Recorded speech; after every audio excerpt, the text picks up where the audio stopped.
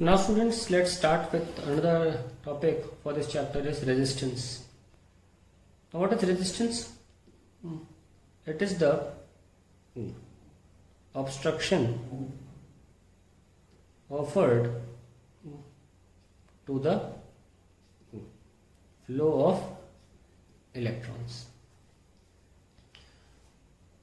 और इसका main reason क्या है, कॉज ऑफ रेजिस्टेंस है कि the free electrons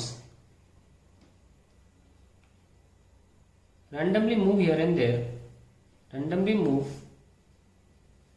within the conductor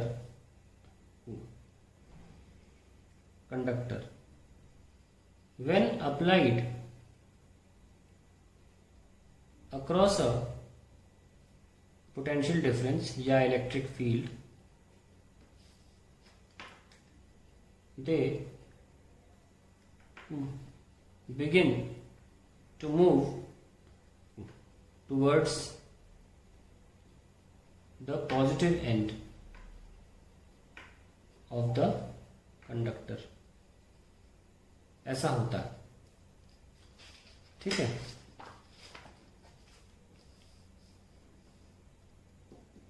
While moving towards the positive end, they collide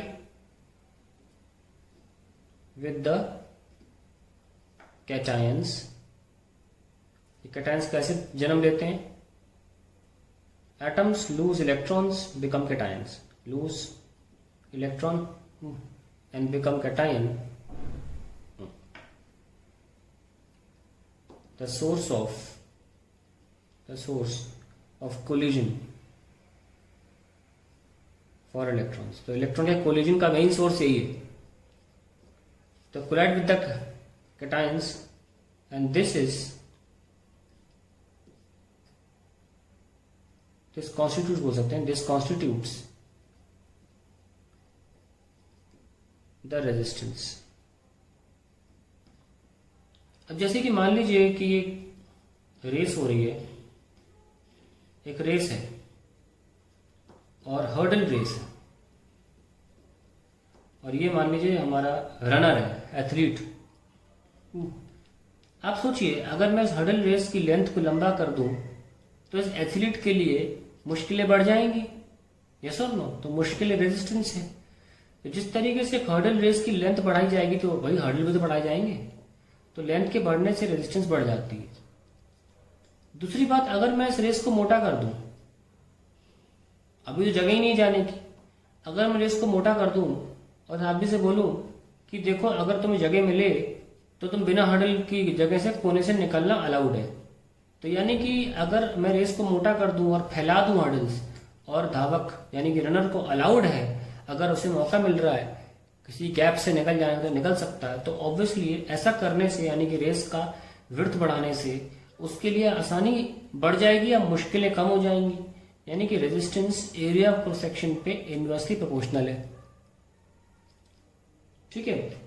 अब वैसे तो हमें दो ही फैक्टर्स होते हैं जिसकी बात करनी है यहां पर हमको, लेकिन एक और फैक्टर कर लेते हैं हम. अगर इसी रेस में हम आग लगा दें सारे हर्डल्स में, तो ऑब्वियसली रेजिस्टर एक धावक के लिए फिर रेस और ज़्यादा मुश्किल हो जाएगी. यानी कि रेजिस्टेंस जो होती है वो टेम्परेचर पर भी डिपेंड करती है, और बाय एक्सपेरिमेंट्स पता लगाया गया है पावर 1 लीनियरली. अभी इसके बारे में बाद में बात करेंगे. पहले इन फैक्टर्स को ले आओ जरा, और कभी भूलो तो ये तरीका याद रखना रेस का. So R proportional to L है, inversely proportional to A. So अब आगे बढ़ते हैं. तो R is equal to rho L by A. ये क्योंकि प्रोपोर्शनलिटी कांस्टेंट है, इसीलिए ये इनहेरेंट प्रॉपर्टी होता है किसी मटेरियल की, इनहेरेंट प्रॉपर्टी. और ये वायर को काटने से, उसको मोटा करने से नहीं बदलता. ज्योमेट्रिकल पैरामीटर चेंज करने से रेजिस्टिविटी में चेंजेस नहीं आते. रेजिस्टिविटी केवल और केवल दो फैक्टर्स पर डिपेंड करती है, एक तो नेचर ऑफ मटेरियल और एक तापमान, जो हम पहले देख चुके हैं. तो अब देखिए यहाँ पर क्या निकल के आया रेजिस्टेंस का, रो L by A. It's a very important formula, काफी न्यूमेरिकल्स करने में काम आएगा. अब हम बात कर रहे हैं कुछ न्यूमेरिकल्स यहीं पे हम सॉल्व कर लेंगे, किस तरीके के न्यूमेरिकल्स आते हैं. Stretching of resistance. मान लीजिए हमारे पास कोई वायर है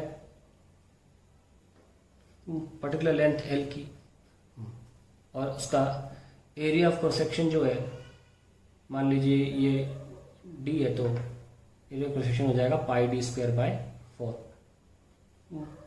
हम जानते हैं कि रेजिस्टेंस होती है रो एल बाय ए, और क्योंकि इनहेरेंट प्रॉपर्टी है वायर के काटने लंबे पतले होने से इससे फर्क नहीं पड़ता। इसे फर्क पड़ता है किससे? M by N E square tau, number density और रिलैक्सेशन टाइम से।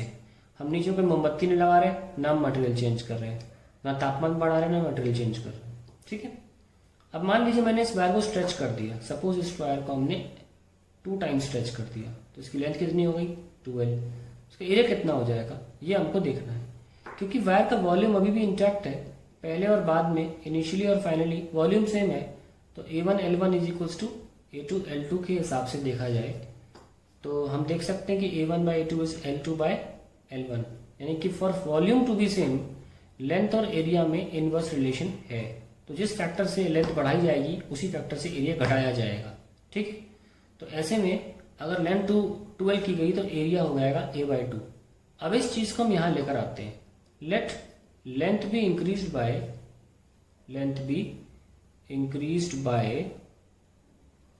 n times. ठीक है, then area will be A divide by n। तो ऐसे में r डैश क्या हो जाएगा? रो NL, और ये A बाई n, यानी कि क्या हुआ? n square rho L by A। यानी कि हमारी जो नई रेजिस्टेंस आई है r डैश, वो पुरानी की स्क्वायर हो गई। ठीक है, तो अब कोई मान लो क्वेश्चन करते हैं हम। सपोज हमारे पास कोई वायर है, उसकी रेजिस्टेंस 2 ohms है। It is stretched thrice of its length, 3 times of its length. तो हम डायरेक्टली आंसर निकाल सकते हैं r डैश 3 का square into 2, that is 18 ohms। आ गया डायरेक्ट आंसर। तो हमें जरूरत नहीं है जबरदस्ती इसको पूरा सॉल्व करने की। आगे देखते हैं। मान लीजिए परसेंट में, जैसे नॉर्मली 12वीं क्लास में परसेंट में आता है question. If length is increased by 10%, ये क्वेश्चन ले लेते हैं। If length is increased by 10%, by what percent resistance increases. अब देखिए बड़ा सिंपल है। लेंथ पहले कितनी थी? L, अब कितनी हो गई? 1.1L। आई होप इतना तो आपको आता होगा। 10% का मतलब होता है 0.1 से बढ़ जाना। सिमिलरली पहले एरिया A था, अब एरिया कितना हो गया? A/1.1। यस और नो? जिस फैक्टर से आपने लेंथ को बढ़ाया उसी फैक्टर से आप एरिया घटा दीजिए। तो कितना आंसर आ गया आपका? r dash equals to rho length हो जाएगी 1.1L, एरिया हो जाएगा डिवाइड बाय 1.1। इतने की जरूरत थी नहीं वैसे, वो वैसे ही 1.1 स्क्वायर आ जाएगा। ये लीजिए, तो r डैश आ जाएगा 1.1 का स्क्वायर इंटू पुराना वाला r। 1.1 का स्क्वायर क्या था? 1.21। तो जब हमने बोला आपसे 10% बढ़ाया तो हमने बोला 1.1। तो अगर 1.21 देखोगे तो क्या बोलोगे? 21% इंक्रीज। यस और नो? तो बहुत सिंपल है ये, इसमें करना कुछ है नहीं ज़्यादा। That is how you solve the question. और ध्यान रखना कि अगर आपको ऐसा बोला गया है कि वायर स्ट्रेच नहीं किया गया, स्ट्रेच वर्ड बहुत जरूरी है इन सवालों में। अगर स्ट्रेच वर्ड यूज नहीं कर रहे हैं तो फिर ऐसा नहीं होगा, क्योंकि अगर आपने वायर मान लो सिंपली जोड़ दिए, 1 वायर 2 वायर और 3 वायर, तो फिर एरिया चेंज नहीं किया, ऐसे में आपसे प्रोपोर्शनल टू L करोगे। तो इन बातों का ध्यान रखना। ठीक है, इसमें मैं 2